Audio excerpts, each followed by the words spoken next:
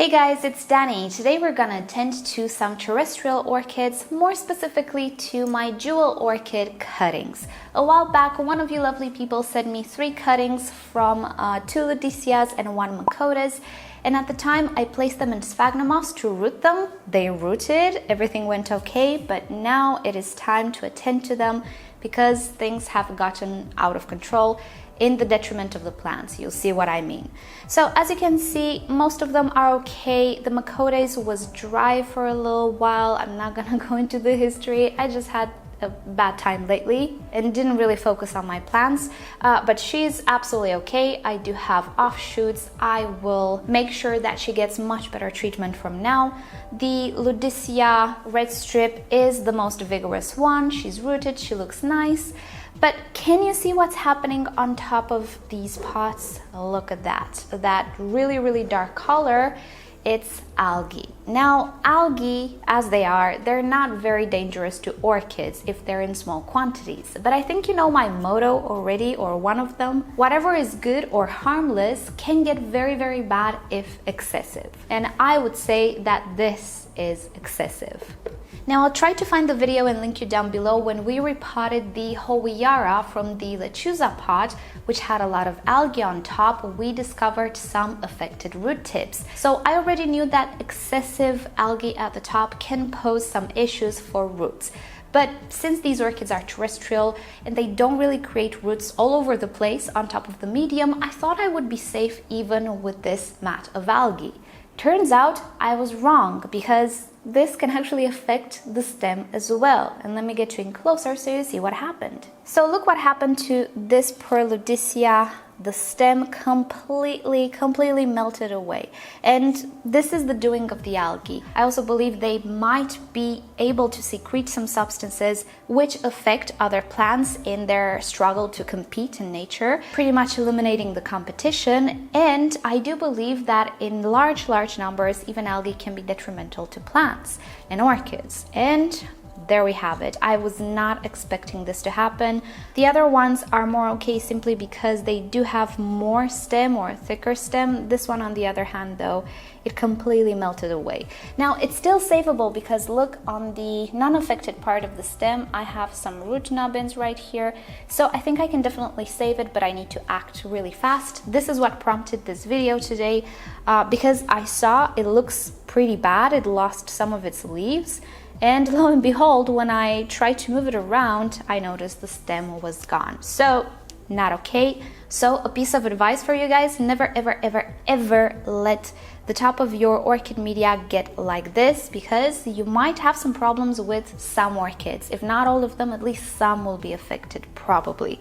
Reason why I usually put a top layer of bark on all of my pots, as you can see, especially if I have moss underneath. I just thought these cuttings would be all right. Turns out I was wrong. Alrighty, so now let's get to the saving part.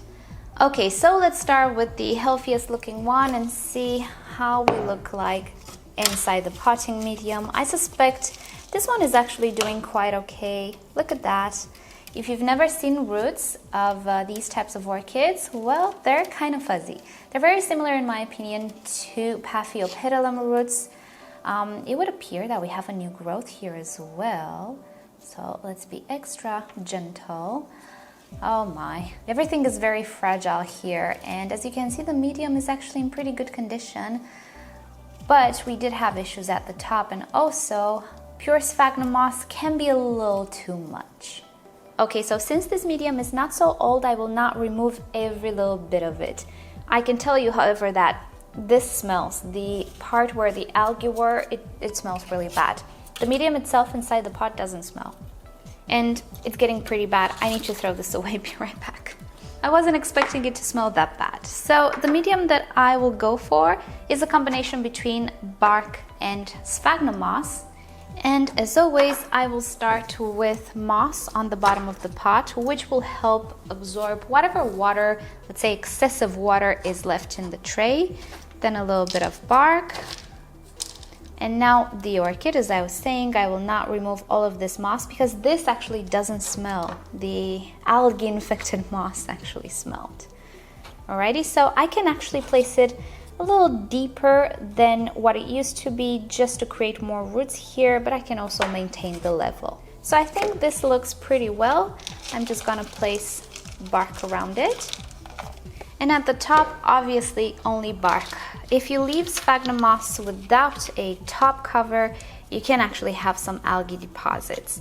Some people will have less, some people will have more. It really depends on environment and the nature of the orchid. If it's one of those orchids which really doesn't like to be dry, but rather wet, algae will have a better life because algae hate dryness. They actually die off when everything gets very dry. Reason why on my Tolumnias I don't have as much issues because I just let them dry out pretty well in between waterings. So algae don't really proliferate, but on something like this, it's really tricky to maintain algae at bay with the top layer of moss. This, on the other hand, makes sure that I will never have those issues again. And I will also make sure to place this pot in a decorative container so I block light from getting inside the pot as well. Therefore, I shall not have algae issues anywhere in the pot.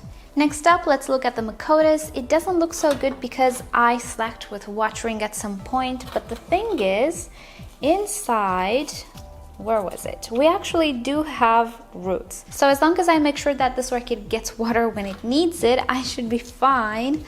So that's why this damage on top, but I really want to get it out of this medium so we don't have any complications. And again, I'm just gonna throw this directly in the trash because it smells bad. But the orchid herself is not doing bad.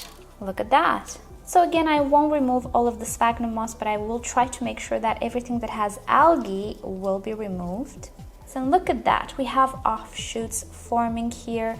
I saw another one, where was it? Right here. See it? Right there. So the orchid will pull through, I believe. I just have to make sure that I water it more frequently and everything should be okay. I do have the new growing point here being pretty green. If everything else fails, I can just cut the stem right here and just keep the offshoots, which doesn't sound like a bad idea right now, but you know what? I'm gonna see how it evolves. So again, I will use the same mixture, bark and sphagnum moss, but I will make sure to make the medium a little bit more airy, a little bit less water retentive. I just saw another piece of algae here on the moss and I don't want them in the new pot. So again, I will pot this orchid at the same level where it was, maybe even a little lower. I just don't want to cover up all that much of these new growths. Now that I think about it though, with this damage on the leaves, there is a very high chance that the algae caused it. As I was saying, I do believe algae produce a certain substance that helps them compete. In nature, this phenomenon is called allelopathy, and many plants actually secrete substances that inhibit other plants around them. It's part of the survival mechanism. Algae, I believe they're capable to do something similar, although this is just my thoughts, my suspicion. It's not a fact. I know other plants do that. I'm not sure about algae, but I can imagine algae being capable of doing something like that as well. And judging by my experience, it does look like the algae did affect these orchids, doesn't it? Anyway, it's something to research. Don't take my word for it about the algae situation. Read below about allelopathy. I'll link you to an article on Wikipedia just so you know more on what it is. And yeah, it'll be interesting to see if algae do the same. I'll research it. It certainly does look that way though. I really dislike algae. Now that I have an aquarium, I dislike them even more because if you didn't know, the #1 public enemy when it comes to planted tanks is algae. And here's my little orchid done. I tried to make sure that this little growth has access to light and is capable of growing. I also made sure this little growth here is capable of growing and has some access to light. I'm not sure what will happen to this part of the orchid. You can see it really doesn't look that great, although the orchid has roots and this leaf appears to be okay. It's only kind of the new growth. But yeah, I'm hoping that the new growths here will pretty much take the place of the mother plant and look great. And you know what? I will keep you up to date because if this orchid absolutely recovers after this change, I think the whole hypothesis with algae allelopathy is not so far-fetched. So yeah, really interesting to see how these orchids develop. And the last one, the most affected orchid, I want to do a little test. I want to see what pH this medium has right now. Actually, I'm only going to test the top, not the entire medium. I have here some osmosis water, which is about 7.1. It's pretty neutral. We've measured it in the past, and also in the past we've measured the pH of the sphagnum moss, but the new sphagnum moss. So that measured around 5 or 4.5. In between those values, I want to see if this is even lower than that. So I'm just gonna put this here and just let it soak for a while. Let's put some more. Everything that has a little bit of algae, I do want to test it. It might not show anything, but who knows. A value of 4.55 pH, it's perfectly fine for orchids, but values of 2 or 3, they're quite low. So with this little orchid, it's gonna be pretty easy. I'll just prepare the medium.